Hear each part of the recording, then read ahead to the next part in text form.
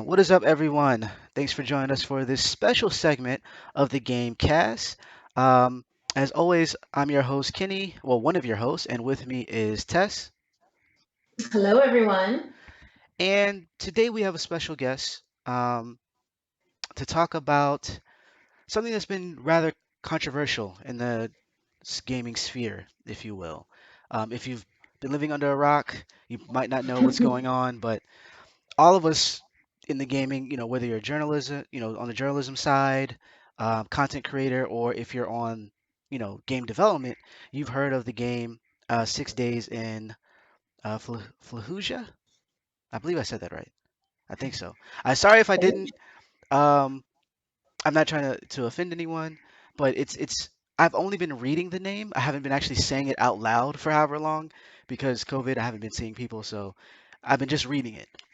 Anywho, we wanted to kind of talk about it with our special guest because the dialogue has been centered on, I guess, a U.S.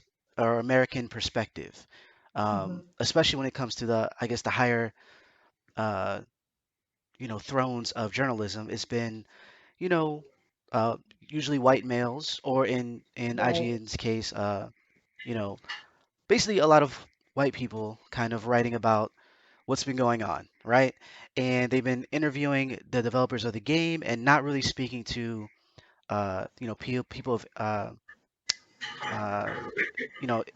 Iraqi descent or Arab people or, people who would represent the civilians in that area when the battle kind of took place or the second battle took place. Right. And so we wanted to get Rami on with us, Rami Ismail, to kind of talk and share his side because there's been, like I said, it's been us mostly. It's from the U.S. perspective, and I think that has led to a lot of the controversy, but not in the way that you Mhm. would think. Really, what's happening, and I feel like I'm doing it myself, so I'm gonna let him speak in a second. But really, what's been happening in the sense that because we've been showing everything from our perspective, it kind of makes us or creates us as the hero, right? Like we look like the good guys going into a foreign country and doing heroic things, right? And that's actually not what happened, Um, there's a lot from, the use of white phosphorus, uh, kicking in civilians' doors and not letting people leave when they tried to leave, things of that nature. Like we did a lot of bad stuff, is what I'm Mhm. getting at. And so having a video game that kind of paints this picture that we're the good guys and we've only done good things is pretty piss poor in our opinion. Right. And so without further ado, let's introduce our guests. Uh, Rami, how's it going? I'm good. I'm good. Thank you so much for having me. Thanks for taking the time to chat with us. And we follow each other on Twitter, and I've been kind of watching from the sidelines because I didn't want to, outside of me saying that the game was kind of trash, just my thoughts. I didn't want to really chime in too much. I kind of wanted to see what other Mm. people who are a little bit closer to the events, what they had to say. Um, Right. One of the things I wanted to ask you though was what were your initial thoughts when I know because the game came out or the game was introduced or talked about years ago and then it got canceled by Konami and then Right. it kind of resurfaced now. Like what was your initial thoughts when it kind of came back? Right. It was strange. The first time 6 Days in Fallujah was a topic was actually as I was joining the games industry. I started my indie career in 2010. Before that, I was an indie, and in 2009, the first cancellation of 6 Days of Fallujah happened over concerns from the U.S. veterans that were whose stories were to be told in that game. Um, Games have come a long way in that Yeah. you know something like this now in the US doesn't get canceled over considerations of like can a game properly talk about difficult subjects, right? Because we've proven that with games like this War of Mine Yep. or Spec Ops: The Line. Um, where games can take critical or different perspectives to war in games than just like, hey, isn't it fun to shoot people? Right. as sort of like the theme. So I think that discussion has sort of evaporated. The part that hasn't evaporated is that in games, Muslims and Arabs and um, brown folks in the Middle East are still seen as expandable, like trophies for violence, right? So it's been. My feelings are we've come a long way, and also nothing has changed at all, which is a very mixed bag of feelings, I will say. Yeah. Definitely. Definitely. I agree. Yeah, it's I will say it's interesting. Like the new game, the new version of 6 Days in Fallujah. Um, it's strange. It almost feels like we stepped into a time machine to the time where this was still acceptable, right? Where we go back to, okay, well, like let's just make a game that's straight up American war propaganda. The first game, if I understand properly, was actually funded by U.S. military, or the people working on it were funded Mm. by whether it was like some sort of agency in the U.S. or military. I'm not entirely clear on. Um, this time, it's not Mhm. being developed that way, from what I understand. The reportedly there is no government involvement in this one, but it definitely kept the propaganda smell and flavor to it. Right. Like it's a game about how the U.S. did really good things in Iraq, right? How they saved the people there. Um, I mean, the reality was very different, right? Right. Um, the war in Iraq was not a response to anything; it was an invasion of a sovereign country that had really not done anything against the U.S. whatsoever. There was no threat. Um, there was no act of aggression. It was not like in Afghanistan where the action was a response to the events of 9/11. Um, and even though you could, call the war in Afghanistan a super severe overreaction for the events of 9/11, um, there was at least an inciting incident, right? You could Right. say, like, okay, the U.S. Mhm. was defending itself in its very explosive way. Um, But the Iraq War was literally U.S. government told everybody that there were weapons of mass destruction in Iraq and just said, "Well, we're going to invade them." Um, I don't know. I grew up Arab, right? Like I grew up as a Dutch Egyptian. I wasn't raised with one culture. I was raised with two cultures, and one of the benefits of being raised with two cultures is you get to see the news from two sides, right? Right. You Right. watch the news in Dutch. As I grew older, I watched the news in English, and I watched the news in Arabic. The thing you realize is the news ain't the same, right? The stories the one side tells very different from the stories the other side tells. Wow, thanks, phone. Um, but yeah. Oh, because I said Google. All right. Okay. Thanks, phone. Um, Alexa. yeah. Um, but yeah, the news ain't the same, right? And I was always kind of shocked by that because you kind of feel like news ain't supposed to be objective, right? It's supposed to be true. It's supposed to be facts. And I realized that really quickly, um, that the way you choose to tell facts matters a lot, right? It changes everything because you Yeah. can report on the same thing in 6 different ways. You can report on the same statistics in 10 different ways. You can report the same story in so many different ways, and each of them carry a narrative, a story that you're telling, a sort of story that you want to communicate. And the first thing I learned about the difference in news between the West and the Arab world is that the Arabs considered the Arabs human, and the West it just doesn't. Right? We are proxy countries with probably maybe some people, but U.S. military doesn't even register U.S. civilian deaths. Right? It doesn't count them. They're counted as collateral if they're counted at all. So we don't even know how many people have died in these wars because nobody tracks it. We don't know how many like misfires have happened. We don't know how many innocent people have died. We don't know how many journalists have been killed. We don't know how often families have been torn apart. We just genuinely have no idea. The best we have is comparisons of death numbers from the years before compared to the years of the war, but it's hard to say what killed those people, right? Um, so for me, it was always very strange to just kind of see this very statistical, this very sterile view of deaths in the Arab world. Like we were always a number, and then they trot out like some U.S. analysts that would tell us about like whether these numbers are bad, and it's like no, those are human people that are dead Right, because a exactly. foreign country invaded their country and drone bombed them for so long that the kids are scared of clear skies because it makes houses easier to target, right? Um, but somehow that was always like it, it's kept one step away, right? It's always abstracted. It's always turned into this sort of like this system.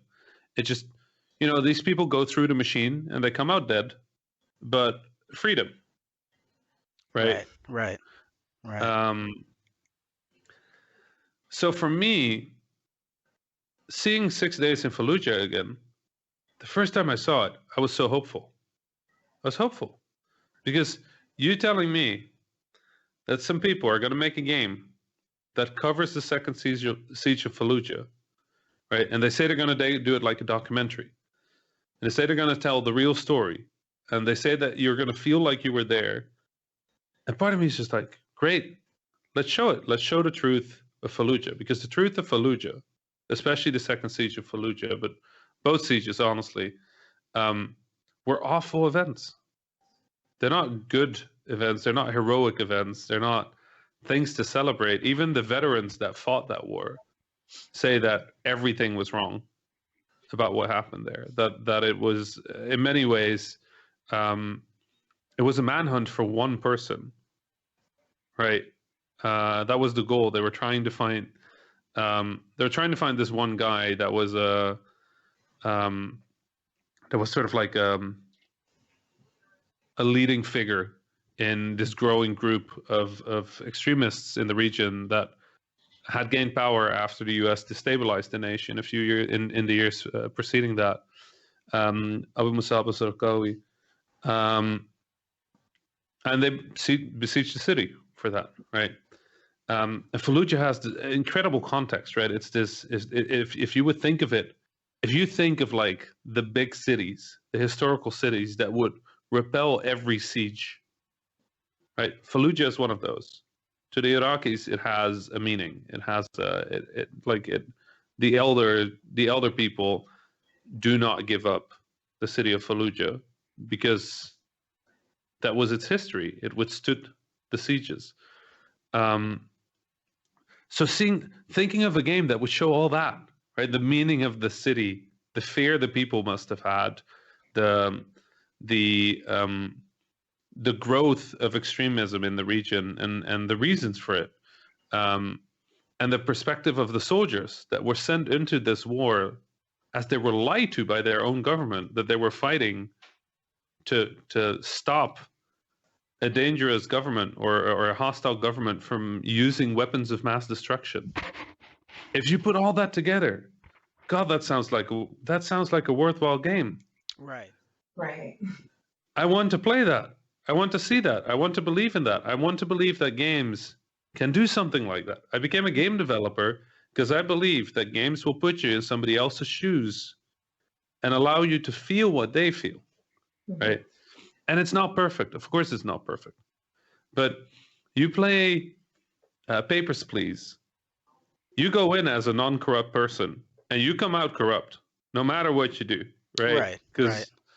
that's what the game teaches you, is that sometimes good people do bad things to help people they love, right?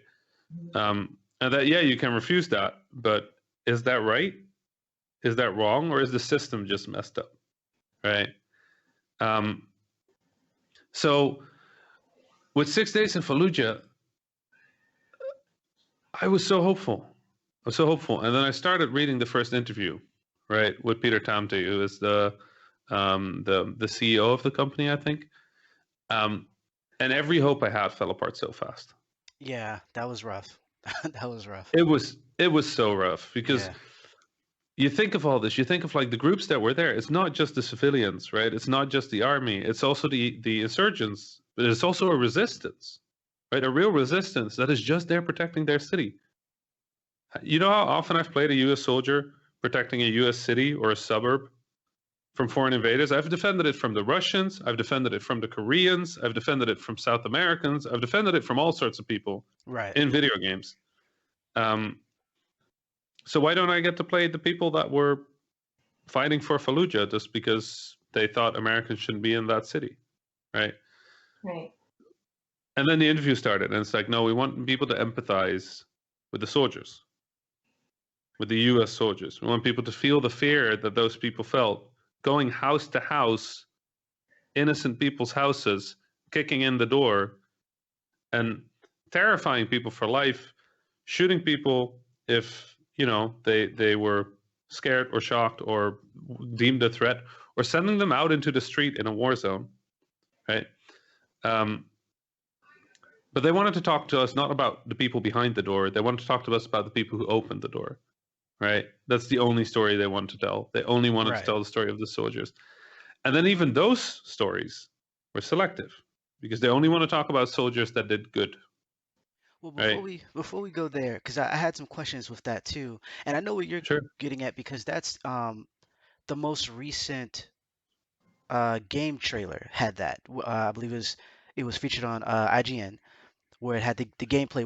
We finally saw like in action gameplay, and that was rough. That was rough for multiple reasons. But before we get there though, one of the things that I did want to talk about, and that kind of pertains to this, was how our media has been covering this game because I know, like IGN, for instance, they did a article that did interview some Iraqi civilians and developers about their thoughts on the game, and it was, from what I've read, was pretty well received. And then Hmm. right after that, we have, you Right. know, the exclusive, you know what I mean? And so that Yeah. that sent people all sorts of I mean, it that was rough. Like the thing you have to understand is for us as Arabs, our voice not counting is the most. It's like we wake up that way. We wake up that way without no voice. We go to bed without a voice, right? I feel you. Even in the big, even in the big pantheon of everything that's happening across the world, in terms of like talking about diversity, talking about inclusivity, there's never been a word said about the Arabs in the Middle East, right? We're not human. We're not counted as human. And a large part of that is because we are structurally excluded from every conversation, right? Like I said earlier, in the news, it's not Iraqis that talk about the harm done in Iraq. It's analysts, it's historians, it's people in New York, people in San Francisco, people in Washington telling us about how the war is going, what progress is, um, and they sit at the big table with the big TV anchors, and they talk about like, well, the accuracy of our drones has improved tremendously. So the cost of the human cost of life is much lower than it used to be. And I'm like, you're talking about people dying. Right, exactly. Like it not being as many is still not good enough. It should be zero. Like nobody innocent should die in this situation, especially not if you're in that country over a lie. Like zero is the only acceptable amount, and anything more than that is nonsense. It's unacceptable. And then not having any of those people speak because that would humanize them, and if you humanize them, you lose the war, right? If you humanize the people that you're bombing, you can't continue fighting that war. Um, we're used to that, but I've been in the games industry for 10 years, right? And I love the people in the press. Like, I think they genuinely do incredible work. I think they're hardworking. It's a thankless job. They spend so much time creating all of this content, creating all of this perspective.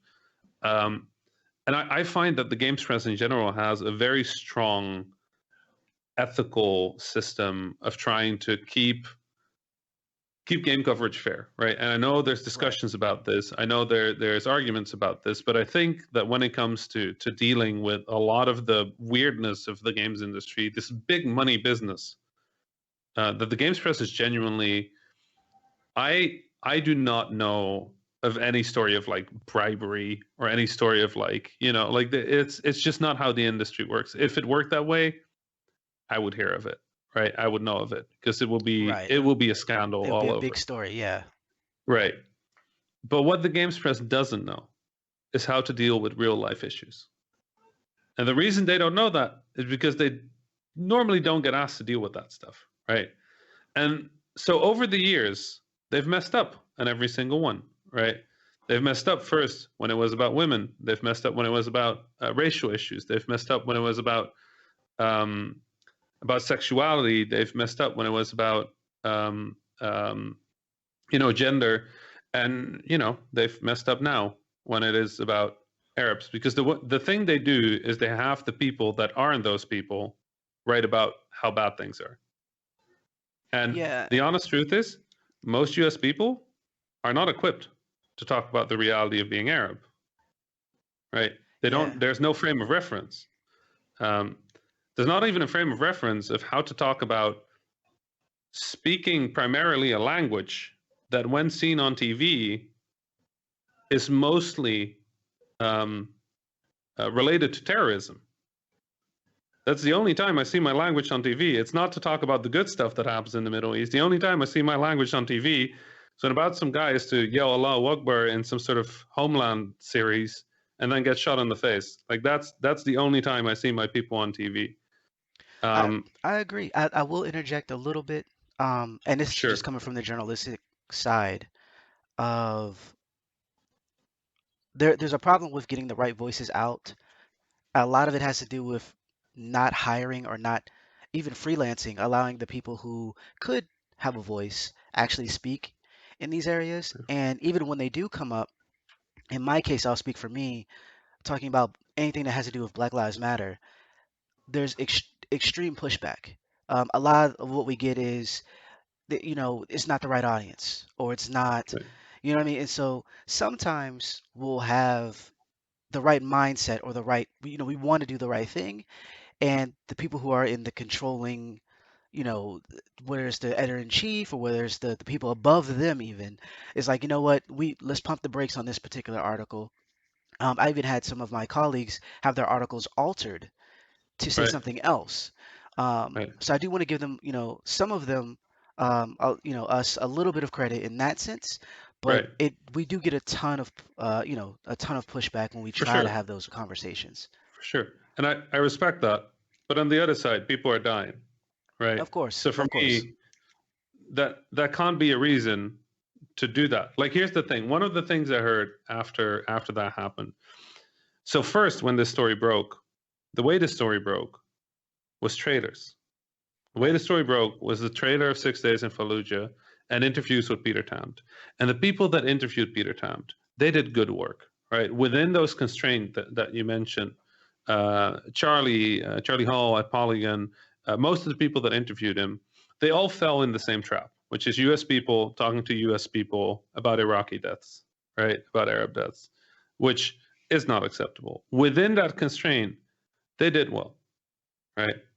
But here's the thing: that should not be without Arab or Iraqi voices. And then people say, like, well, we don't have Iraqis in our network. We don't have Arabs in our network. The people from Iraq, the Arab people, don't want to speak, because if they speak, they might lose their visa. They might lose their opportunities. They might be branded terrorists. They might be branded terrorist sympathizers. They don't trust the press because for all of their life, they've only seen the press treat them as disposable. So it's really hard to source people that want to talk about that.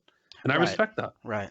I respect that. I appreciate that, because I'm a person, for a lot of the press, who has acted as a switchboard between the press and Arab people for a long time. The Arab developers, they trust me. The press, they trust me. I can vouch for both of them on both sides, right? So I've acted as a switchboard. I know this is hard. But for me, the thing where it becomes a problem is that if you say, okay, this is hard, I agree, but hard is not impossible. Hard means you can Of do it course. if you Of put in course. the work. So if you run the words of the white dude that fully supports bombing the crap out of a country and then decides to make a propaganda game about it, if you take his words and you print those without doing the work of getting our words in the same article, then that's a problem to me. Oh, Because yes. the way this should have been handled is you do the interview with Peter Tamtu, and then you sit on that article until you get those other voices in, and then you post it. And I understand money is an issue, I and I agree. understand clicks are an issue, and I understand that everybody wants to be the first to break the news. But people are dying, and people are dying because we keep getting dehumanized, because we don't get to speak, because we don't get to be part of the conversation, because we get to watch on TV how after our people die in such numbers that they have to turn the soccer stadium into a cemetery, right? After our people die from the effects of colonialism, after our people die from the effects of war, after the people die from effective invasions, we get to watch as they make games about how sad it made their soldiers, right? Yeah. That should not be a one-sided conversation. That should be a conversation that we at least we deserve the microphone, if even just for once, right? So for me, that's where it hurt, because I love these people. I love these people in the press doing so much work and like taking these risks, talking about these complicated issues, right? Talking about these things that hurt, and getting, like, let's be honest, getting so much flack for it every Yeah. time a journalist like takes the stand on something like this. Mhm. The world turns on them, right? So I want to support them. I want to say, like, good, like, thank you for bringing this up, but it can't be the same tradition. It can't be the same thing. A U.S. person talk to a U.S. person about how we die somewhere else, right? And then discussing among themselves if it is handled well. Well, is this a moral way of just like showing the destruction of this foreign city that neither of us have ever been? Well, let us have a discussion about that. Like, no, like that's not good enough. Do you believe that will happen though? Do you believe that a voice will be given? Do you believe that there's a path forward? I mean, so we've seen there are a number of people who have that power, right? And IGN is actually one of the platforms that do. They have incredible. They generally have incredible leadership, right? And Rebecca Valentine, who wrote that article interviewing these Arab, Lebanese, Iraqi developers, she did an incredible job. She's such a thorough, such a precise, such a diligent journalist, and it really like shows from that article. And as it was being written, I heard from some of the people that were speaking on that of how it was shaping up, and it exceeded all of my expectations. Right, it was such a good article. Solid. But then the commercial side of things kick in again, and it's clear that in the end, it's about money, right? Like the ads got sold, an hour and a half of interview with three literal white dudes talking about the destruction of brown people. Just kind of laughing about how similar it is about Halo. Like I've never wanted to punch a screen as much as I wanted to punch a screen at that point. Like I'm generally not an angry person, but the 6 day in Fallujah thing has gotten me pretty angry several times. Watching that interview was Yes. heartbreaking. Like it's like I went back like 20 years in time, sitting there as a kid watching the announcement of this war against my people, because around the world, a bunch of people that looked like me had done some really bad stuff. So I guess all of us were enemies of freedom now, right? It's scary. It's scary to see that hasn't changed. That is just going on. And people in the U.S., like U.S. politics are U.S. politics. A lot happens. But like, honestly, in the Arab world, like we don't care whether it's a red or blue government like bombing us, right? We really couldn't give a like. Biden has immediately gone back to bombing a lot of Arab places, and Trump did the same. Like he didn't like start new wars, but he definitely didn't stop any. And he wrecked our lands in a lot of other ways, like sanctions, like visa blocks, travel bans. Like just making sure that our economies can't grow. And then at the end of all that, every time my dad told me this, my uncles told me this, grandparents told me this. At the end, when our countries are like rubble, the Western armies, they retreat. And as we rebuild in the middle of the rubble, conflict arises, power vacuums arise, like extremists take power. Um, and then, a new invasion happens because we are apparently barbaric savages, is something that we get called a lot. That can't get our stuff together, right? Heard that We before. can't- Right. No, that's the thing. It's a very it's like any person of color has probably heard that before, right? Because it's how it's how white folks mostly can justify the idea of them solving our issues for us, right? Bringing enlightenment and freedom and opportunity to us.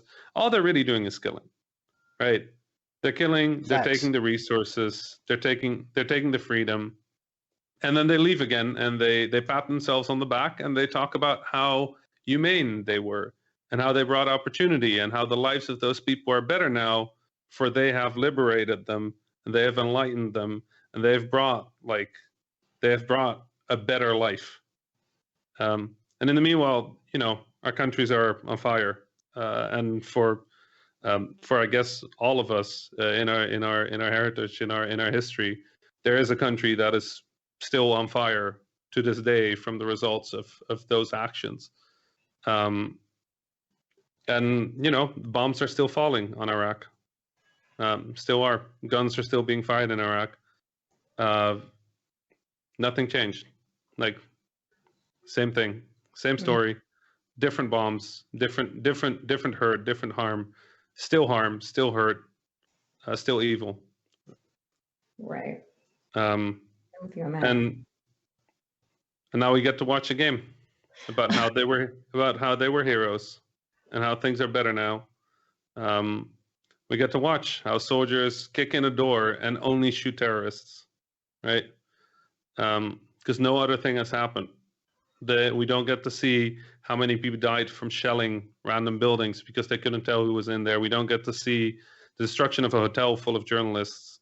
We don't get to see white phosphorus used as a weapon, a thing that was so noted that the UK Parliament and the UK, like, probably, not even probably, the biggest colonizers on Earth, Right. right, Right. by a large distance, they had a parliamentary inquiry about whether they should support the US if they were going that far to use banned incendiary weapons. Like, I don't want to give the UK any credit for anything. Like, absolutely not, zero. But when the UK says, like, hey, you might be going too far against these non-white people, like, that's where you got to go, like, okay, listen, something is bad here. But that happened, that the UK went like, hey, maybe these fire bombs, maybe it's a bit too much. Like, there's no discussion about these things. There's no discussion about these war crimes. They were discussed at every level of every government that was involved in this. But apparently the developers of 6 Days in Fallujah couldn't find anybody that knew anything about this. Conveniently. Very odd, just very strange. I mean, everybody I've talked to from the city had stories about it. But the 26 Iraqis and every soldier they've talked to have just kind of said, like, well, don't really have any knowledge of that. So I guess it didn't happen. And it distracts from the game, I apparently. see. That's rough because, like, okay, well, for instance, we know that the marketing has been horrible. Like, it's just Right. all across the board with the mixed messages, contradictions, even, and the recent gameplay video showing what I assume would be part of the documentary segments. And it's mainly from the U.S. point of view where, there's a line you mentioned when you were online where they're like, the first person who goes in is right. He, No, it's the never wrong. person that kicks in the door, that person's never wrong. So, Right. and what that paints a picture of is that no matter what he does, he was, legitimate in what he did. If he Right. he kills a civilian, well, he was, how they, you know, I can liken it to a police officer saying, I was fearing for my life, Absolutely. even though he has the guns and all the power and several of his people with him, he was fearing for Right. his life, right? And so Right. that was rough seeing that, even for me not being in that position, but the fact that I can liken it so easy Right. was like, oh, this is trash, right? And so, Right. but then it's like, what that brings me to is like, do you think it's even possible for them to, or not possible, probable that they will ever show the other side in the documentary? Because that's what they keep harping on. Like, the documentary is going to show the white, or talk Right. about the white phosphorus, is going to talk about all these other Right. things and the political things and Uh, stuff, and you know what I mean? Like, Right. No, here's the thing, right? When you play a video game, what's the stuff you remember? the shooting, the explosions, The game, yeah, the right? gameplay. So yeah, they can put some videos in there, right? And they might talk about some of that stuff. But the fact is that the way they talk about this game has changed over the past few weeks of backlash, right?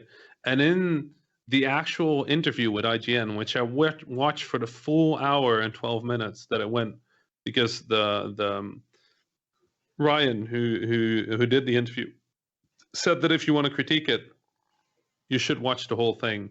I said, you know what? I don't agree. Fair enough. I'll watch the whole thing. And even the developers admit that they don't know yet.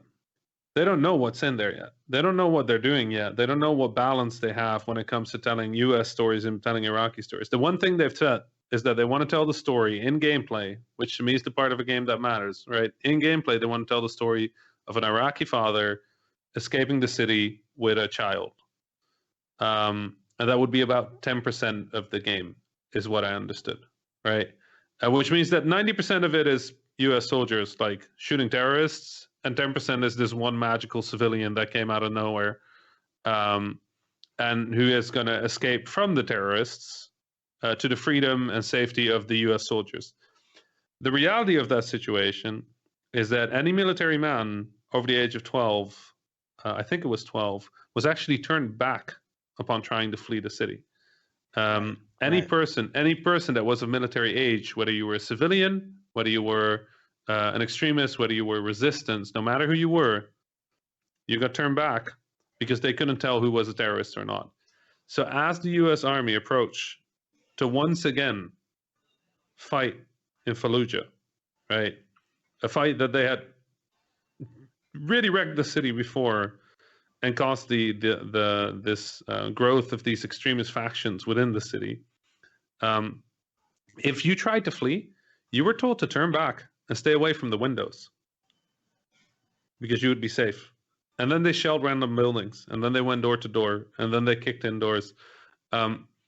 So for me, telling that story is as insincere as telling no story at all, right? Because that story, sure, that might have happened, right? But that's not the feeling the people have. That's not the feeling that remains of that invasion. The feeling of that invasion is that the invasion should have never happened. So Right, for right. me, they can absolutely include a video of white phosphorus, Right. and I would respect them a little bit more for it. But the fact that they build a roguelike, effectively a roguelike, procedurally generated war crime simulator 2021, and then go, well, there's a video of some bad things we did. I don't know. Like it's hard for me to go like, well, you know what? It's okay then. It's okay then. Like they have scanned the U.S. soldiers down to the pores. They have them talking about their children, the first birthday. They have them talking about the hearts, their colleagues, the other soldiers that died. They went in 12, they came back 4. And complete with Back to the Future, like photo fades of these people disappearing from the photo. And all of those things are real. That happened. People died, right? People died because the government lied to them, because the government exploited the poor, exploited the weak, exploited the angry, pointed that hate at a country, said that it would destroy the United States with weapons that weren't real, that sent them into hell, right? Send them into war. And the people in Iraq, they have it worse because they never had anything. They were just living their life. They were trying to have barbecue.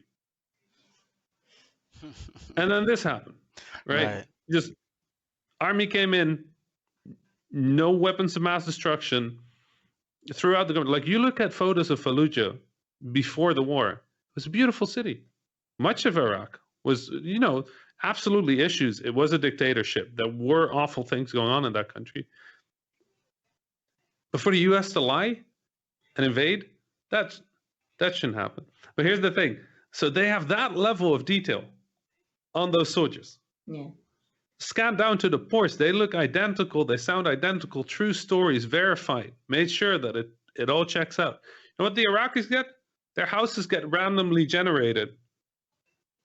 The city isn't actually the real city. The people, only evil people in the city. The people get placed into random spots in that city. The people don't even get to die in their own houses. The virtual representations of these people that died in real life, not even 20 years ago, are going to get teabagged by some asshole kid. I don't know if I can swear. No, Gonna you're get fine. teabagged. We do it all the By, time. okay. Is going to get teabagged by some asshole kid who's going to shoot them in not their houses. And they don't even get to be a real human. None of them are designed. The only one that gets designed is the hero one that proves that we were the good guys all along. Right? That's it. That's the one Iraqi we get. It's like how US war games tend to have that thing where 2/3 into the game, Call of Duty, I don't know, Medal of Honor, whatever, 2/3 along the game, they fire off a nuke. The bad guys fire off a nuke because now it's okay that you shot these 400 people in the 4 hours up to, because they were going to, come on, that's a nuke. Nukes are bad, right? It's the same thing. We're going to shoot a lot of people, and then we're going to justify it by going like, but look at this poor Iraqi person. Look at them. Don't they deserve freedom? Don't they deserve our way of life? We saved them from all these bad people. We're just not going to show anything else because that will be a bit of a distraction from the story, right? It will be a bit of the distraction from. Nobody wants to play an Iraqi citizen. Isn't that like an actual quote from Peter Tamty? It will be boring to play. Has this man played this War of Mine? It was kind of a big deal. It was I reviewed it when it came out, or I got review code before it came out, and yeah, this War of Mine was amazing, to say the least. And just in terms of showing you the results of war, like what happens Right. to those countries and those people who have to be there, until aid comes or whatever, Right. struggling. I actually would have liked this to be more of that, to Right. to be Me to be too. honest. The thing that gets me is that I believe, so I've traveled the world for 10 years, right? I'm a game developer, but behind the scenes, the thing I've done for the past 10 years is I've gone all around the world, met developers everywhere. I've connected them to other developers. I've tried to help out. I've tried to help build community. I've given talks. I've gone to universities, negotiated with governments to make sure that game development in every country around the world, whether that's in Latin America, whether it's in Central America, whether it's in Eastern Europe, Southern Europe, Africa, Asia, any part in the world, I believe there's game developers everywhere because there's gamers everywhere, right? And I believe that games are the most international language in the world, more than English. Like you put, and I mean games, I mean play, not just video games, all games, right? You bring a ball, you put it on the ground anywhere in the world, and you kick it at somebody, they're going to kick it back. You have a baseball, you throw it at anybody in the world, they're going to catch it, they're going to throw it back at you. That's the power of video games, right? We are an extension of play. And play is older than anything. It's older than music. It's older than language. We created music by play, by just, isn't it cool if I hit this stick against this tree? Well, that sounds good. Let's do it again, right? Climbing a Right. tree meant we survived the predators. Throwing a thing at a tree meant we could we could hunt, right? The people that were playful survived. It evolved into us. We are playful creatures. Humanity is playful. So we have this international language. And my mission has been over the past 10 years to make sure that everybody can speak that language, that everybody has the right to speak that language, to make sure that everybody has access to speak that language. And the thing I learned is that games are a reflection of the people that make them, right? Of the cultures that make them. And the thing I've realized is that when US folks, with all of the diversity issues they have, usually these white dudes, make a game about war, they make a game about winning wars. That's the game they care about. They care about going in, shooting things, then going back home the hero. Because that's the story they like, right? They like the story of invading a place. They like the story of like capturing a thing. They like the story. Spec Ops The Line, one of the greatest war games in the history of video games, is German. A country that has learned through shame and history the devastating effects of war and the devastating effect of being an aggressor in war. And the game they make is about the devastating effect of being an aggressor in a war. That's what Spec Ops is about the harm it does to people, about the harm it does to your own people when you go and become the aggressor in a conflict. Because that's what the Germans think about war, right? When a German makes a game about war, that's what they make. And for this war of mine, that game is Polish. A country that has known war mostly because they were invaded. Right? A country that in the region has seen war destroy cities, destroy lives, that knows that story, right? So for me, my hope is that the issues with diversity in the US, that they evolve to a point where we have different leadership on games like this, right? Because if there's one thing that I have to give the US every time, is that the US is ahead on any discussion about diversity compared to any country in the world, because it is the most diverse country in the world. Not for the right reasons always. Right. Totally. But it is. And in the US, those discussions happen. I'm Dutch, right?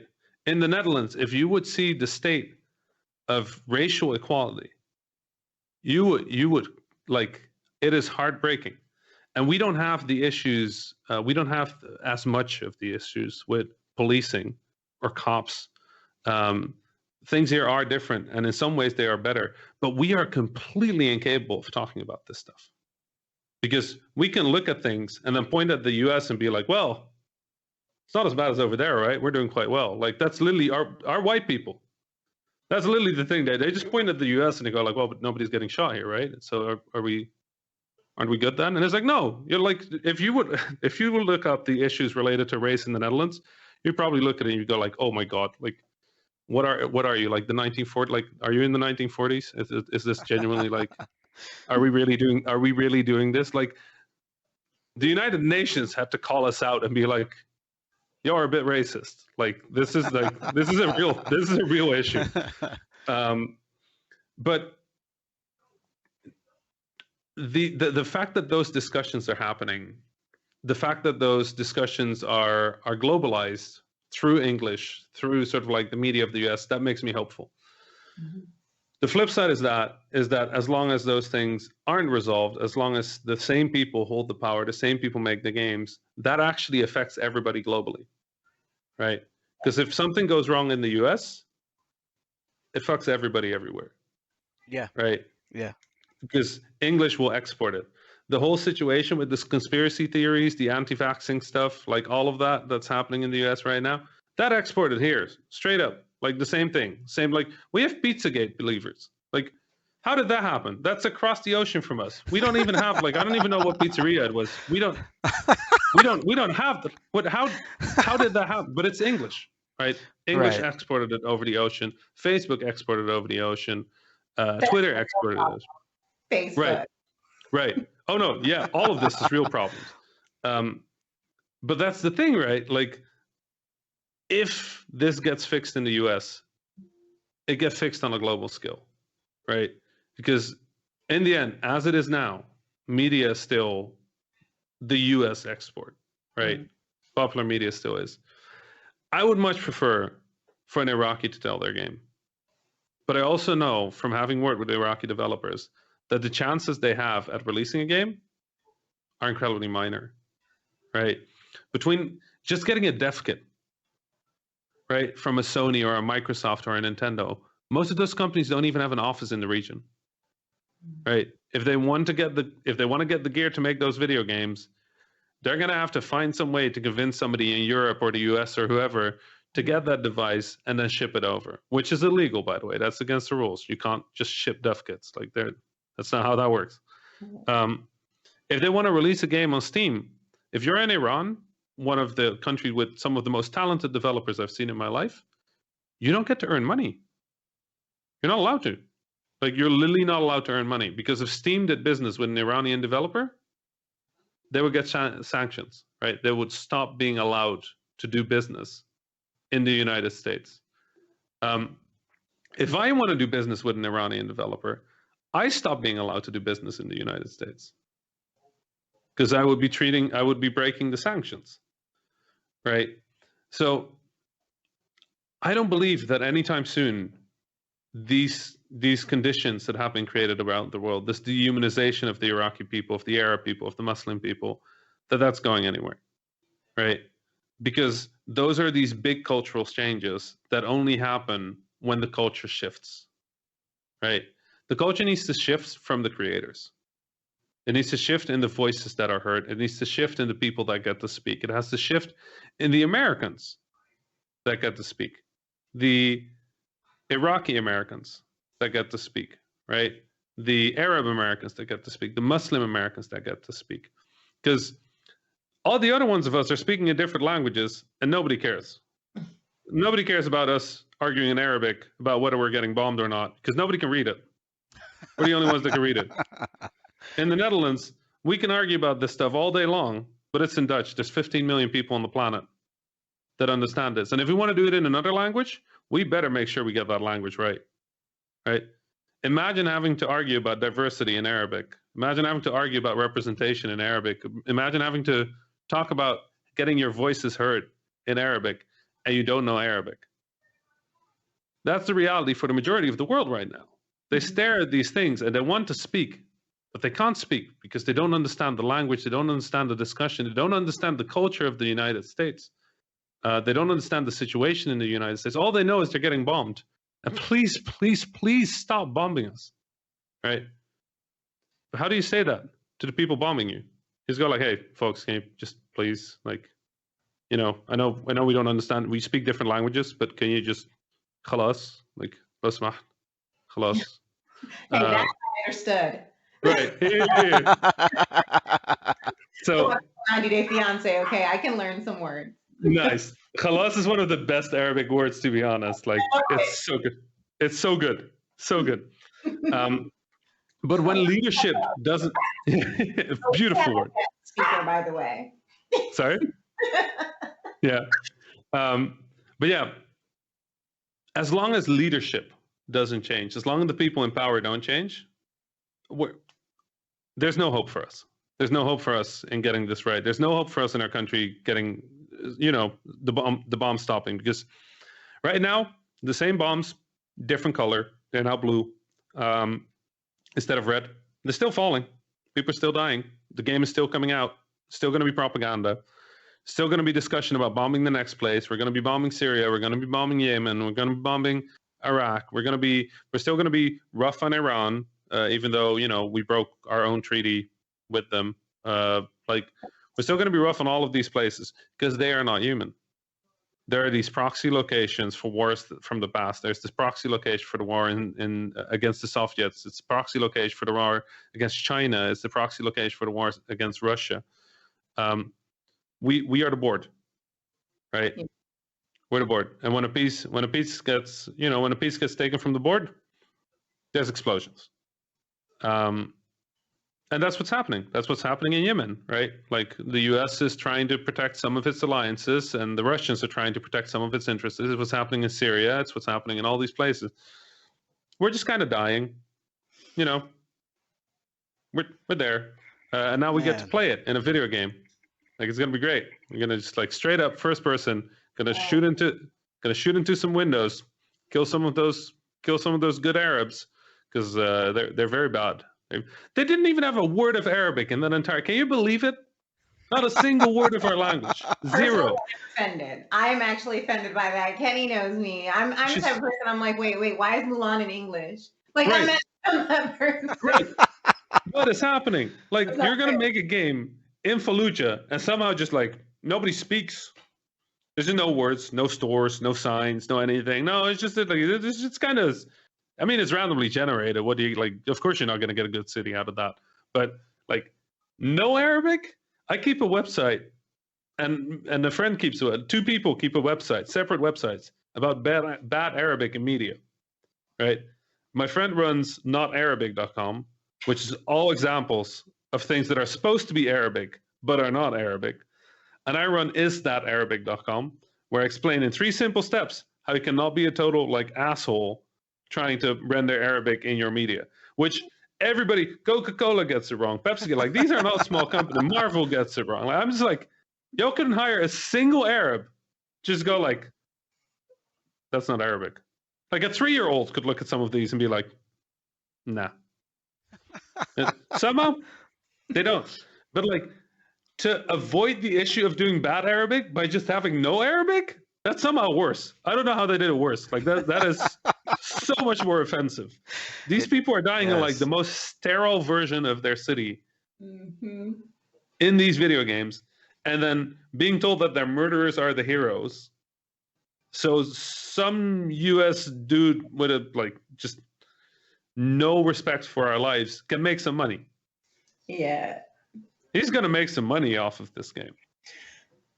Yeah, and that's actually part of the next question, because first of all, that's not okay. If somebody's going to sit there and make money off of everything that you just explained, which is horrible. Everything that you just said. I mean, dehumanization of individuals who are murdered, factual people, and a factual city that is basically randomly generated in a computer simulation. All of it is just wrong. And so the fact that somebody is going to make thousands upon thousands to possibly millions of dollars is wrong. So that being said, do you think this game should be canned? I mean, yeah, I do. I mean, I do. I do. I think that there. So here's the thing. For me, the problem isn't that it's a game. I don't care that it's a game. Could have been a book. Could have been a movie. Could have been anything.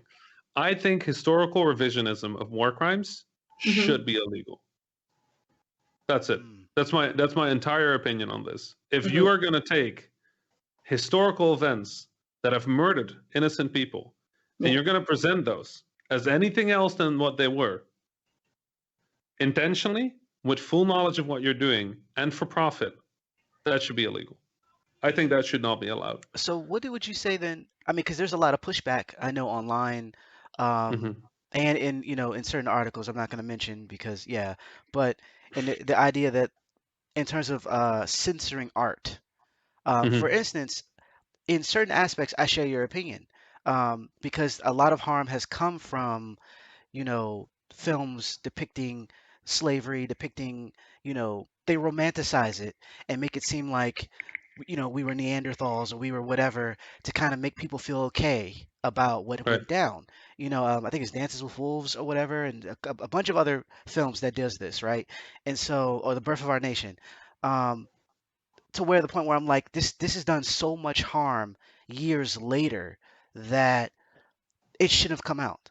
At the same time, I can understand the argument of this being someone's art, for us to critique, for us to say that it's bad, for us to show that this shouldn't happen anymore and learn from what happened being released.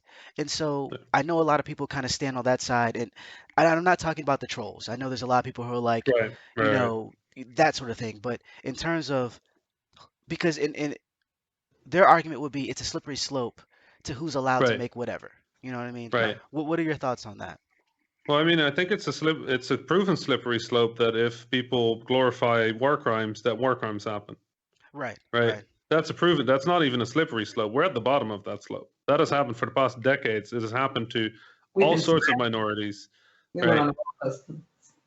Like this, we know where this slope went, and we know where it leads. Like, do I believe in censorship of art?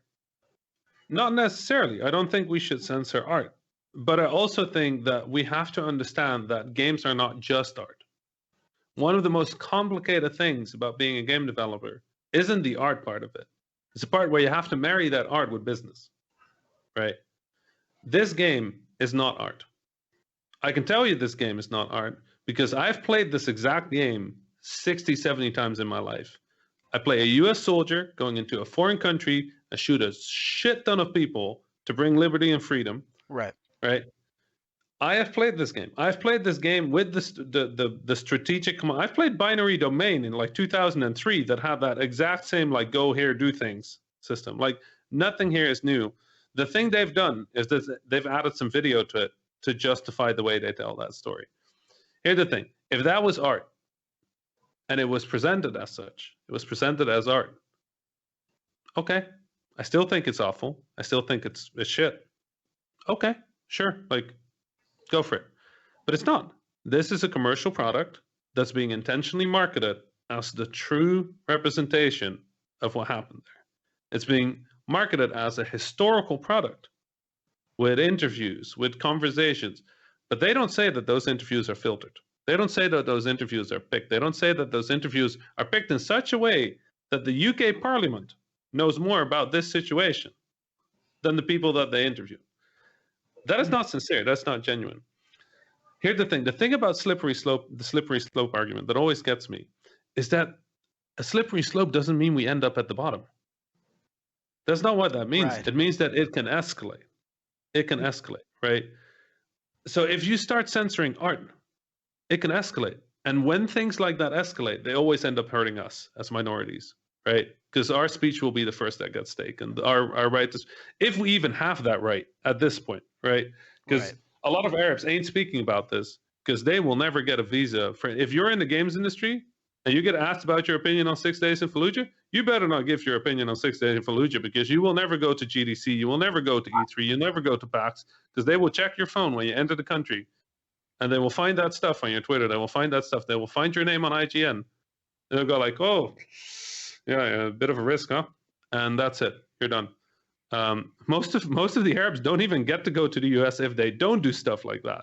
Right. Let alone if they do say stuff like that. So nobody's gonna do that. Everybody who spoke up in that IGN article is a hero in my book because they risked every bit of their career speaking up, right? Even the people that spoke anonymously, because I don't know what the US government can do, but I'm pretty sure they can check my email. And I'm pretty sure I have no rights.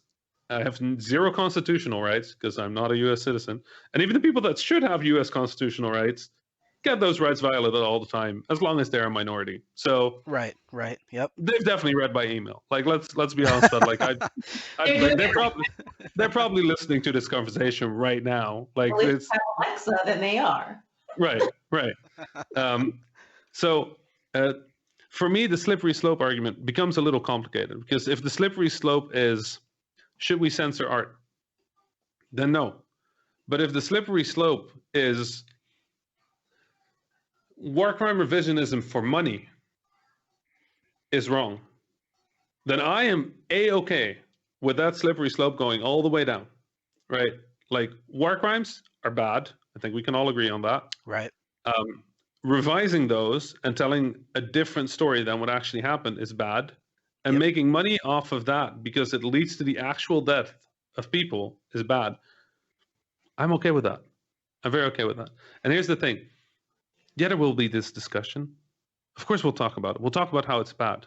I've had this discussion. I've had this discussion in 2009. I've had this discussion in 2010. I gave a talk at GDC, the Game Developers Conference, the largest game developer conference in the world, in 2015, with a bunch of others, about how maybe we should stop shooting Arabs in video games. And then somebody else gave that talk in 2016 about how we should maybe stop shooting Arabs in video games. They even came up with a name for the fictional Arab country that all of these wars happen in because people realized that maybe it's not cool to do this in real countries. So just put it in, we call it Arabistan. It's not a real country, just sort of like this mix of like kind of Middle Eastern sandy houses. You've seen the thing. Yeah. Right. Yeah. I've had this conversation 100 times. I know where this slippery slope goes, right? It goes to the Iraq war. It goes to the war in Syria. It goes to the war in Yemen. It goes to people dying by the hundreds, by the thousands. By the best estimates we have, and they're inaccurate, between 250 and 1 million innocent people have died in wars in the Middle East from US only violence, not US and UK, not coalition violence. 250,000 people. That is enough that when I try to make a Twitter bot that would tweet for every interval of time that a people would die on average between now and 2001, it was too frequent. for me to want to start that bot, because it will be tweeting every few minutes during the recording of this podcast. Right? Statistically, from 2001 till now, 7, 8, 9 people have died. From now all the way back to 2001, that many people have died. And we hear nothing of it, right? We hear the conversations about how good the airplanes are, how good the bombs have gotten, how trained the soldiers are, how stable the location. I don't know, like I obviously don't follow news in the US because I'm not in the US, but like, was there ever any mention of the fact that Iraq tried to eject the US forces from Iraq? I think so, but since it was so long ago, I don't remember, and that might be your point. Right. The Iraq trying to eject the U.S. forces was last year. They tried again. It was after Trump bombed the Iranian general out of nowhere. That's right. I do remember that. Which is definitely an act of war against a country that the U.S. is not at war with. And the only reason World War III didn't happen is because Iran was smart enough not to fire back, which when Iran has to be when the Iranian government has to be the smart one, and it's like, I don't know what is happening. Like, the Iranian government is not really good people in that regard. But then Iraq just went like, that is a neighboring country. You killed the general of a neighboring country out of nowhere. We want you out. They voted on that. They passed a resolution, and the U.S. government went like, yeah, no. That's cool. Democracy sounds great, but yeah, you don't got that. That's a year. Oh, I'm sorry. Not to cut you off, but that has always been fascinating to me, anyways, with the idea that we can kind of station our troops in other countries and not the same. You know what I mean? Like, that's fascinating that's a thing that happens. Right. I mean, for a lot of people, it's because the situation, and usually U.S. involvement in the situation around them, has made the land so unstable that having an army that can shoot bad things is relatively good. It's a really effective way of marketing your services, is just making sure that shit is so shit that you need people who are really good at dealing with shit. Right. Like, that's some, like, in terms of business, like, this is some business. Like, somebody is real smart about creating this business. Selling sand at a beach type thing. Right. Because, water's coming in, it's going to knock down your sandcastle, so I'm going to sell you the sand that's right next to your sandcastle. Right. But I think for me, that's kind of the wild thing, is that a lot of this is kind of like, it evaporates. I remember Iran shot down a passenger airline last year, right? It was a big deal. Got shot out of the air by anti-air defenses. And the US government went, this is unacceptable. Not mentioning that 2 or 3 decades ago, they did the same thing with an Iranian airliner. And then when asked to apologize, I think the US president said, I don't apologize. I'm not the kind of person that apologizes for the United States of America. So from where we're standing as Arabs, we've seen the slippery slope. We've gone down, like, this is a slope. Like, if this was like at a theme park, we would have gone up and down this slope 70 times, right? Like, it's a water slide. Like, you go down faster than you could possibly imagine. We've seen it. So I get it. Like, censorship of art sounds really terrifying. You know what's more scary to me? The censorship of those people in Iraq. Right. Because they have their stories, right? They have their stories. They have their hurt. They have their deaths. People have died in their families. People have died in their city. They had to turn a soccer stadium into a cemetery because people were dying too fast. The ground is still irradiated with uranium-depleted rounds. People are dying. People are, like, being born sick from the radiation in the ground that is still there, right? Every person in that city has a story of loss, has a story of a building that was destroyed, has a story of a family house, houses that might have been in the family for centuries, right? Of those destroyed. And they don't get to speak. They get to watch. They get to watch how a US white dude, sitting there with his nice video game money and his government contracts, which is how he's funding this game, right?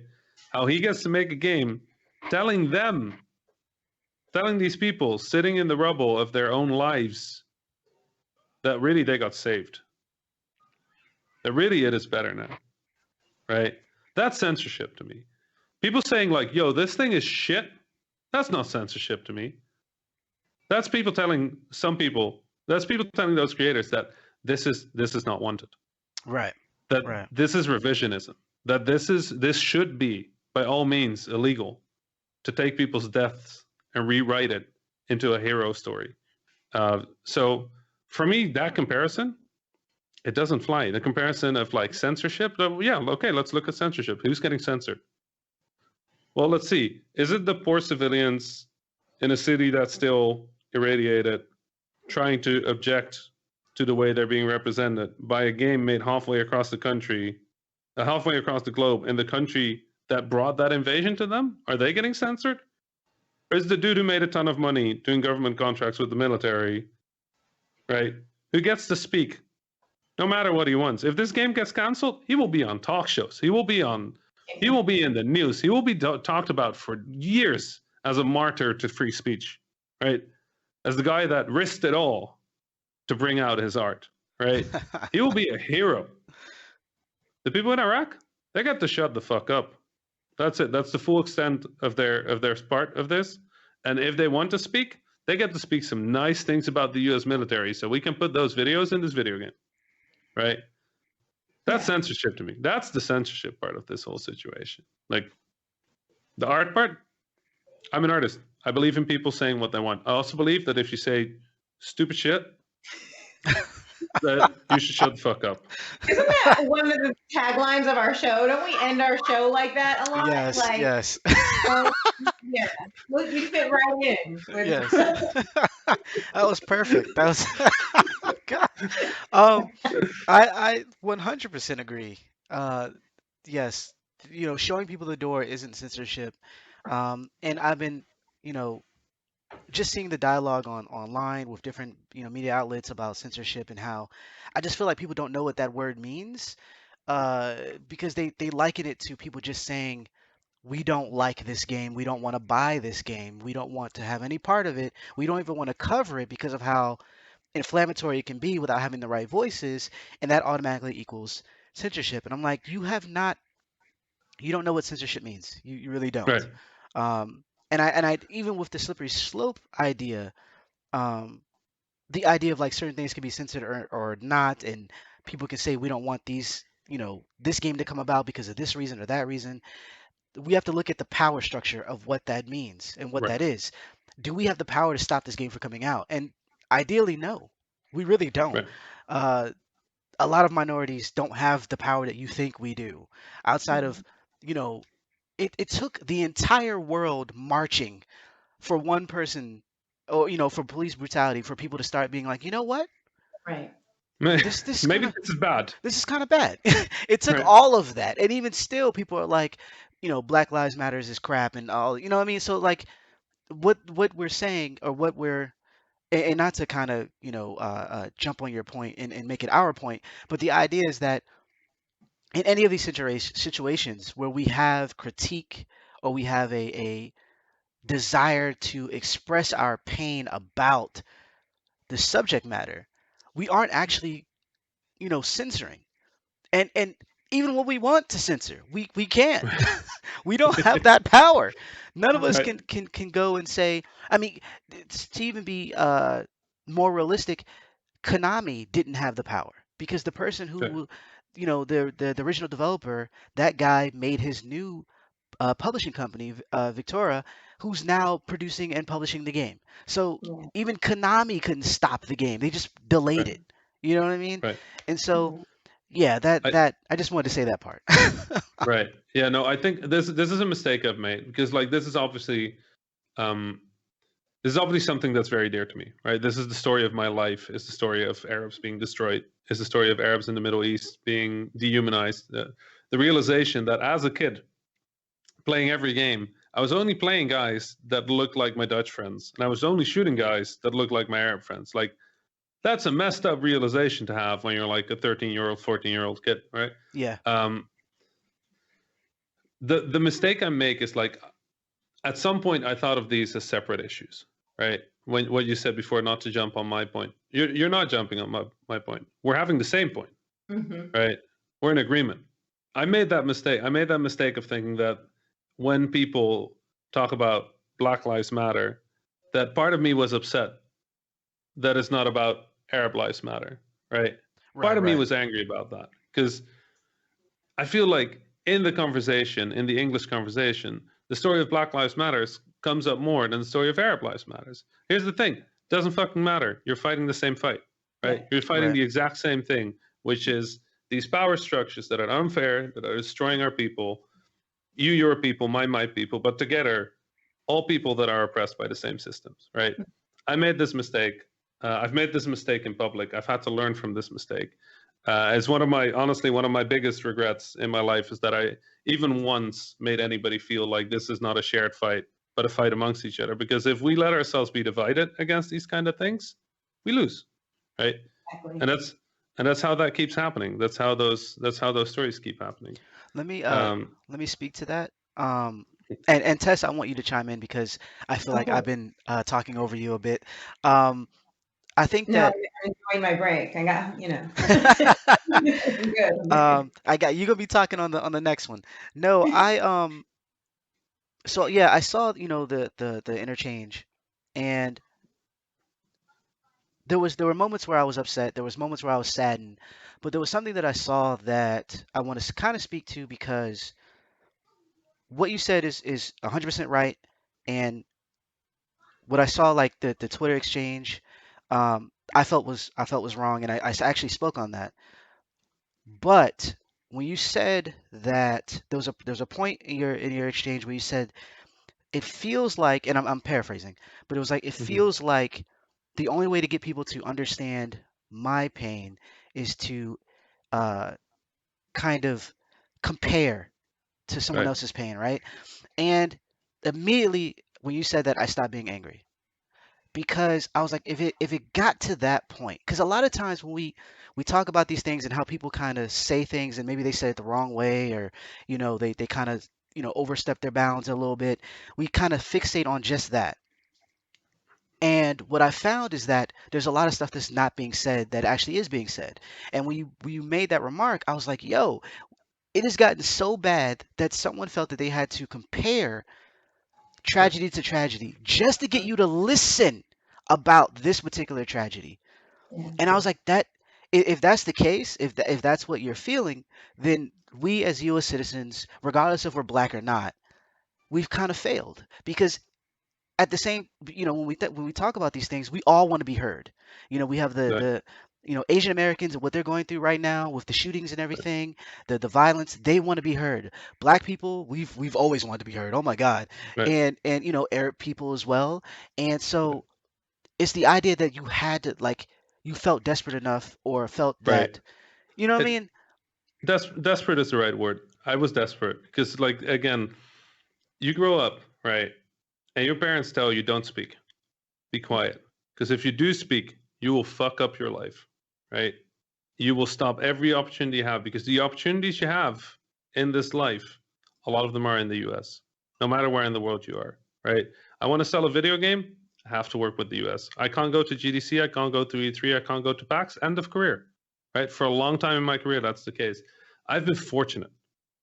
I'm so fortunate that I was an indie in this industry, that I started my own company, that they didn't know how to deal with indies early on, that they thought that people that lead a successful indie studio are kind of like CEOs, right?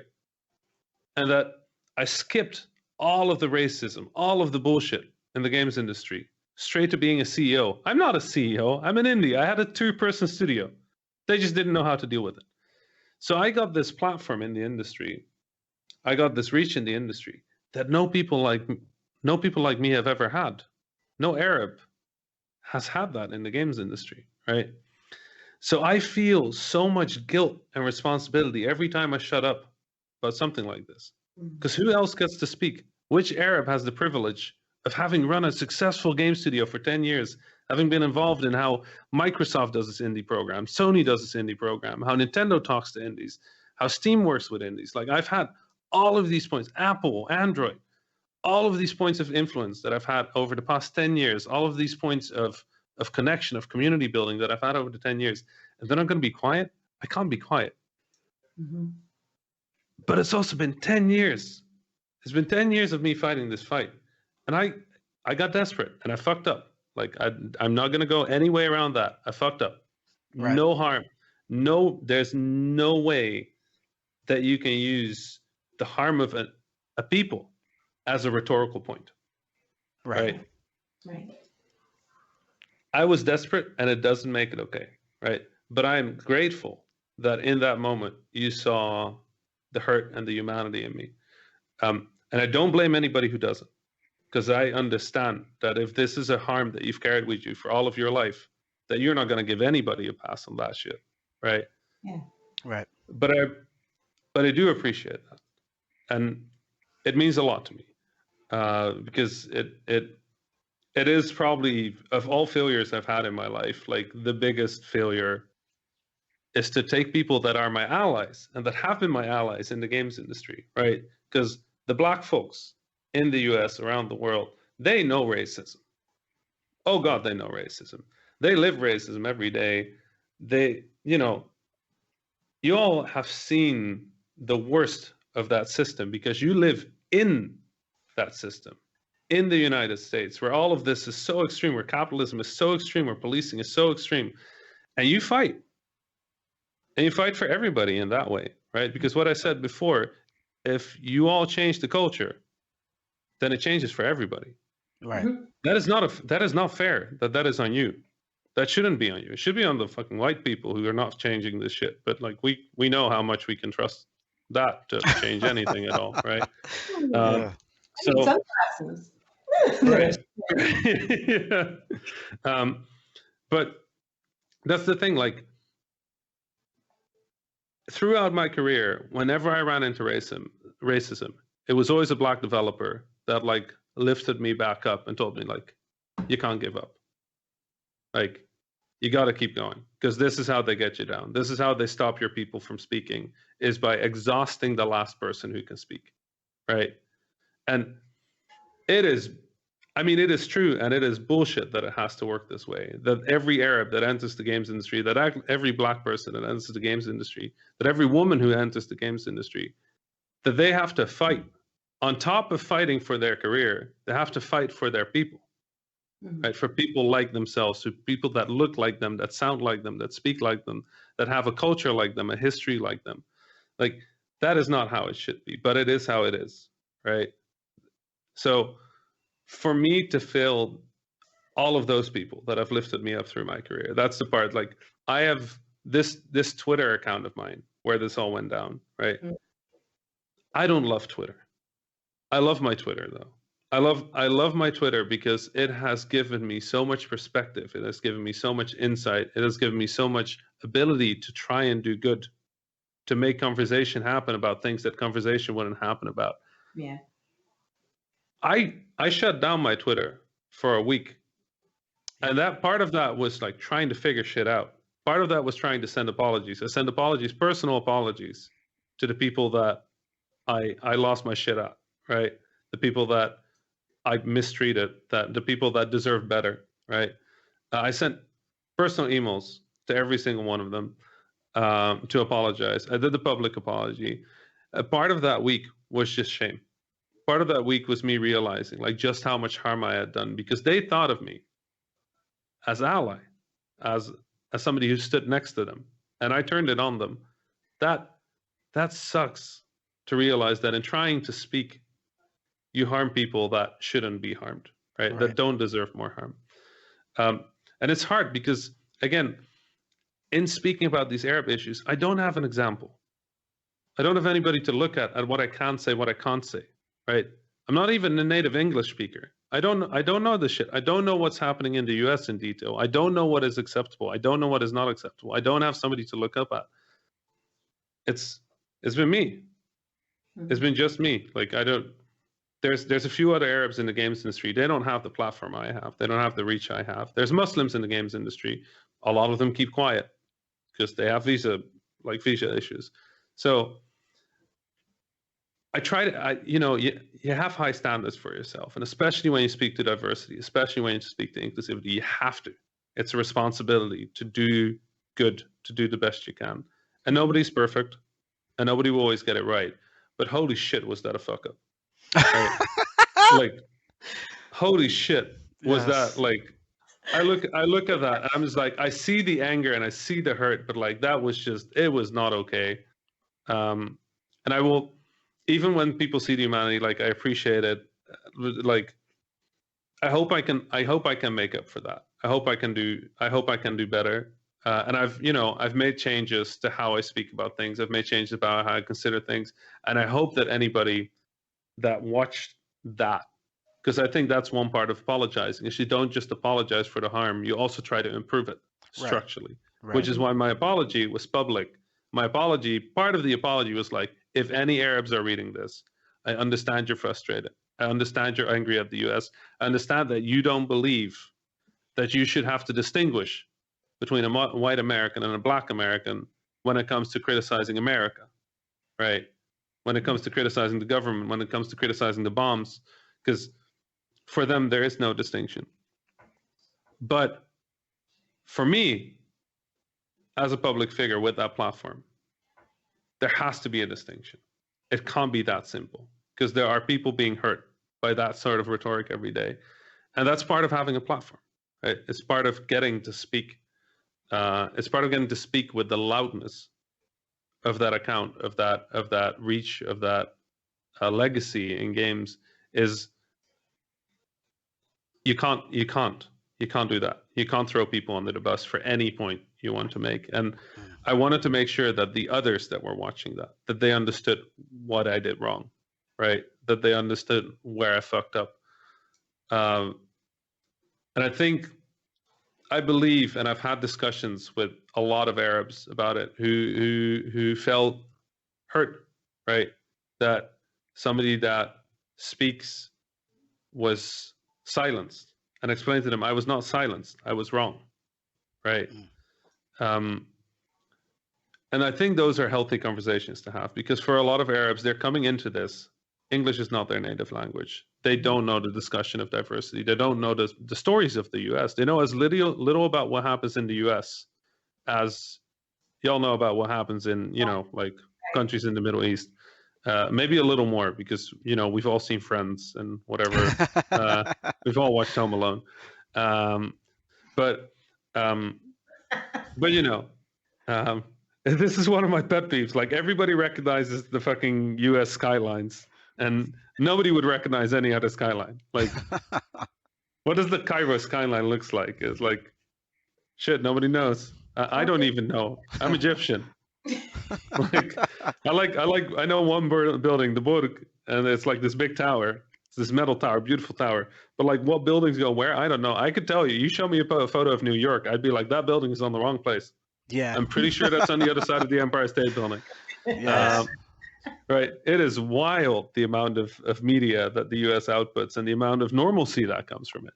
Right. The amount of assumption that comes from it. But that's not the point.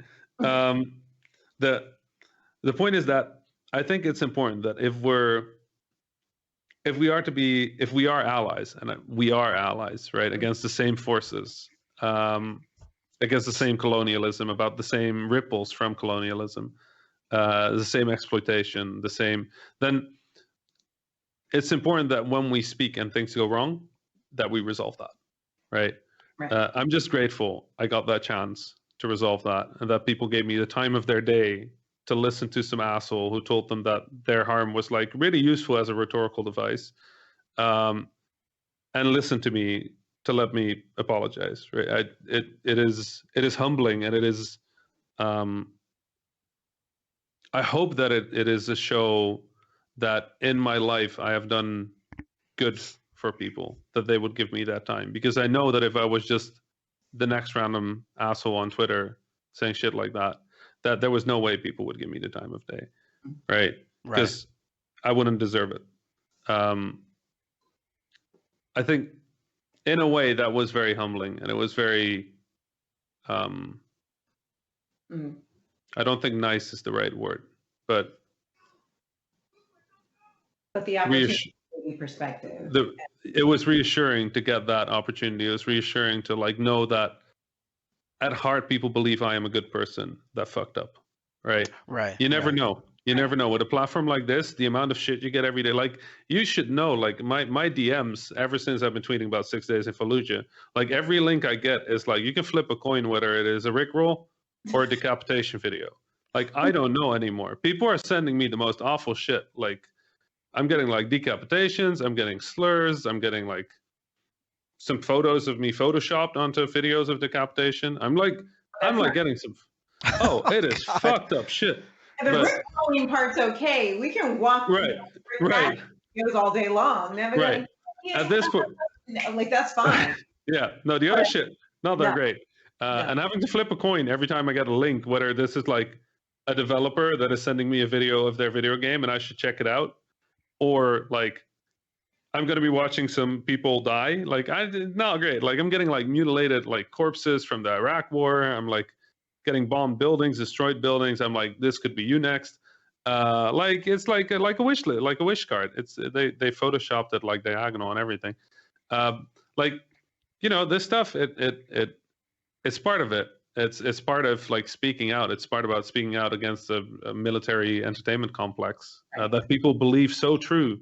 Because if it isn't true, then they're the bad guys. Nobody wants to be the bad guys. No, so I have to be the bad guy. I mean, that's all across the board. That's anything everywhere. That's criticizing the power structure.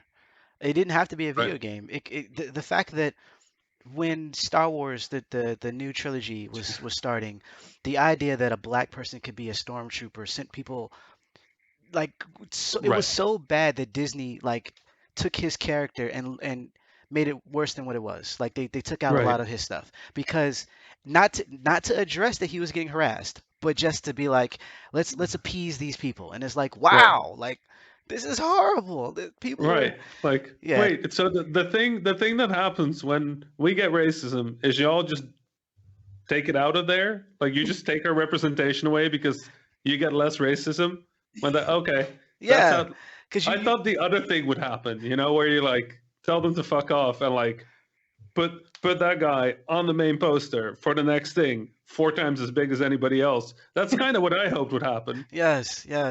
So yeah, it's rough. It is really rough. And I feel for you, you know, having to deal with that, having to, the same with everybody, you know, people of color. Having to deal with that, especially on a platform that doesn't really care. They so don't care. About maximum don't care. Right. Facebook, you know, all these platforms just did not care. I mean, I guess they care. It's engagement, right? Like every DM send and read, like that's some good marketing numbers. Like if we send that to some good big companies with a lot of money, every DM counts, you know? Like, we don't know what's in there, but like all these tweets getting responses, that's great. Look at all this engagement we're getting. Like it's the entire system is broken. Yes. Right. From top down all the way to the bottom, like from like racism, sexism, capitalism, like all of these systems. All of these things have like gone to the point where it's somehow worse in many ways than it was like 10 years ago. I have no idea how this happened. It's like this backswing. It's like people were like, we'll give them a breadcrumb, we'll give them a breadcrumb, we'll give them a breadcrumb. And then at some point they realized like, shit, they got a lot of breadcrumbs. We're going to get some of these breadcrumbs back because like these people are going to get actual power if we continue this instead of like some symbolism, right? Well, what had happened was this guy, his name was Barack Obama, he became president and that scared a lot of people. Right. So then a bunch of things happened and then it was like, whoa, wait a minute, I thought progress and then... For me watching that, it was like people going like, no, he's a Muslim. I'm like, what's wrong with that? what are you trying to say? What is the issue? Like, I'm just sitting here and be like, wait, so the worst thing you could say about this, like, he's black and he's Muslim. And he wore a tan suit. Right. Oh yeah, that was unacceptable. Like let's like Trump literally like saying he could shoot some people somewhere in the street and like, you know what? That's presidential. That was the moment he became presidential. But the tan suit, that was fucked up. Unacceptable. Yeah. Oh my god. And he was Muslim, by the way. You heard? Yes. Muslim went to church. Right. So he was cool. Just the fact that was like that was like so it felt like a ranking. It's like you got like Christian at the top. That's acceptable. Like we will run our country based on that. Like got to bring a Bible to like the swearing in. Yes. Like like good Christian values. Like talk about Jesus all day. And then like this guy, he's like far down the list at like the Muslim part. Like that's how you know this guy's evil. Like Yeah, it's I was watching that from we were just like I remember me and my dad's being like, did they just say we're bad? They said we're bad, right? Yeah, they said we're bad. Okay. that's rough. we were so shocked. We were what? Excuse me. Yeah, Man. it was what that, but like that's it. It's the backswing, right? We're on the backswing. The backswing, like this happens because over the years, people have fought so hard that now we're an actual threat. Yeah. We're a threat to this idea that the people that are keeping us down, the people that are oppressing us, we're now a threat to the idea that they're superior. And it keeps falling apart. It keeps getting worse. Because in their responses, they're showing that they're worse. In many ways, they're worse. Like the way they treat people is worse. The way they oppress people is worse. Like there is really no way for any person to look at the situation. If humanity ends right now, if like some gamma ray bursts, like just destroys all life on the planet, and like some alien species in like 5 million years finds this planet and they start, digging up stuff and they start reading through it, the first thing they're going to realize is like all of these white folks that were keeping this system in place, that were defending this system, that were like not fighting to make this better, they were kind of assholes. Right. That's the first thing that's going to happen. Right. The second thing that's going to happen is like, they had this weird thing called a Twitter. We don't know what it is. People posted videos of these strange creatures with 4 legs and these hairs on their nose. And they would say like, if we're sad, you should send me animated pictures of these. But then also just white supremacist bullshit. And we don't understand how that happened, but apparently this thing called money was involved. Yeah, I haven't figured it out yet. There was also this thing where they sold some of these images for fake money, like made with electricity. Haven't figured that out either. But like, apparently all of this shit happened because money and supremacy. And then one of the monies, the fake monies, had a picture of that furry thing on it. Right. Big eyes. And then that happened. Yeah, that happened. Like, when aliens find this world frozen in time exactly now, they're just going to be like, this species was probably not ready for like shit like this, because they're going to be disappointed. they're going to be like, this civilization, these people existed for tens of thousands of years, but look at the shit that they were up to. Yeah. Like how is this shit possible? It's gonna be such a weird research paper. Well, I'm not gonna hold you too much longer. We actually kept you longer than we had planned. Yeah. So this is actually going to turn into our own special podcast. So we're going to be doing 2 this week. Okay. But no, this was great though. I really I didn't have too many questions. I kind of just wanted you to, or I should say, we just kind of wanted you to speak as much as possible, because I feel like everyone else is speaking, and you guys don't get to speak. So I definitely want to hear that. And you brought up a lot of great points and some things that I recognize, and then even some things that I didn't. And so this was awesome. I super appreciate you taking the time out to talk with us, to hang out and just kind of express how you feel. Right. In a way. I really appreciate that, and thank you for making this a place where I could speak about these things. Because, as I said, like it's so easy to just not have anybody speak on this, right? It's so much easier than finding a way to get somebody to speak on this. So, shukran, right? Yes. Like, thank you. Thank you for having me. Thank you for letting me speak about this. Thank you for being wonderful hosts. I really appreciate it. Honestly, this was awesome. I really enjoyed having you. I enjoyed meeting you, Rami. This was great. And honestly, one of the reasons why I was kind of happy to just sit back and really not speak that much. Is that I really, really enjoyed what you were saying, and I agreed with so much of what you were saying. I didn't have anything else to say. I Like, it know. wasn't one of those things of, how did that make you feel? I just was like, yes, I yes, mean, you're my brother. so many questions that he was hitting all the points, and I was like, I don't even need this list anymore. Just toss this, just toss this aside. Turns out we've been long ready to talk about these things. Right, exactly. So we've learned what to speak about and what Right. not to speak about and how to speak about things. Mhm. But to get the chance to do it this way, not happened before in my life, I think. So Awesome. this is Amazing. awesome, and I really appreciate it. That's dope. So So that is. next week, dinner.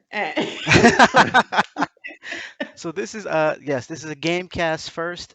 Everyone, thanks for listening. Thanks for hanging out with us. We appreciate your time as well. Hopefully you learned something new. Hopefully you will give uh you know what we've been saying a thought. Take some time to think about it and to try to understand another person's point of view. Try to understand where we're coming from when we talk about these things because they're important to us. And I understand kinda of how it might not be important to you because you've been living your life on the opposite end for so long that seeing someone kind of, bump up against what seems natural to you might feel whatever. What I'm trying to say is, I hope you understand and hope you want to listen and hope you want to learn. If you feel a way about what we had to say today, if you don't want to learn, if you want to troll, if you want to do any of those things, yeah, fuck you. Okay. Everyone else, hopefully you got something out of this interview. Hopefully you got a little bit more understanding of why this particular game is going to be problematic, or at least why we believe it's going to be problematic, and that you will give other people who might not have a voice a chance to express themselves without saying that they're censoring or all the other BS reasons that people get censored actually get censored, right? With that being said, feel free to all the things that you should do. Subscribe, notification bell, all that good stuff. We're going to be landing on multiple DSPs pretty soon. Actually, I want to say in April. We should be so you're going to see us on Spotify, iTunes, all those places, not just on YouTube. But until then, feel free to subscribe so you know when all the new content is coming out. Like I said, this week we're doing 2 podcasts. So yeah, you want to stay tuned for all the good stuff that we have coming up. Again, we want to thank our special guest, Mhm. Rami, for stopping by and chatting with us for almost 2 hours. Um, and with that said, that is all I have for housekeeping. Tess, it is on you. Everybody, thank you once again for joining us. I tell you the same thing every week. Don't be a dick. Wash your hands, wash your face, wash your butts, wear your mask. We don't do COVID around here, these parts. So Yes. that's pretty much it. Again, thank you, Rami, for joining us. This was amazing. I really hope that we can have you on again. I just want to keep the discussion going. We do have these topics every once in a while, almost. I mean, obviously, our show is from the blurred perspective anyway. So we do bring this up a lot. And I just think it's important. I want people to understand how important it means to be an ally and how we really are allies in this. So remember that we're allies here. And it's really, really important that we support each other in the struggle. And we all know what it is. Okay. So, with that, I'm just going to tell you guys what I say every week. We love you. Take care of yourselves. And bye bye.